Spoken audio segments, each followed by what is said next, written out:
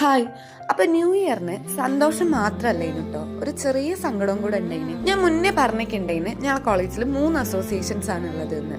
അതിലൊന്നാണ് students nurses association.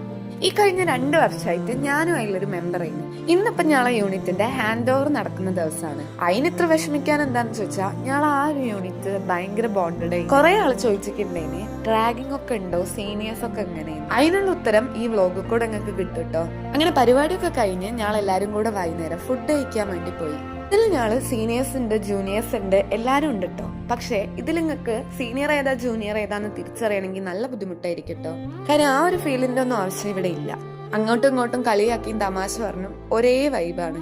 ശരിക്കും പറഞ്ഞാൽ നല്ല വിഷമമുണ്ടായിരുന്നു കേട്ടോ. 9th-ലും 10th-ലും ഒക്കെ പഠിക്കുമ്പോൾ സീനിയേഴ്സ് പോയി കഴിഞ്ഞാൽ നമ്മളാവും സീനിയേഴ്സ് എന്ന് വെച്ചിട്ട് ഭയങ്കര ഒരു ആവേശം ഉണ്ടാവല്. ഈ ഒരു വർഷം ഇവരൊക്കെ പോകുന്ന ആലോചിക്കുമ്പോൾ നല്ല വിഷമാണ്. പിന്നെയുള്ളൊരു വർഷം ഞാളിവിടെ എന്ത് ചെയ്യുമെന്ന് തന്നെ ആലോചിച്ചിട്ടൊരു പിടിയില്ല.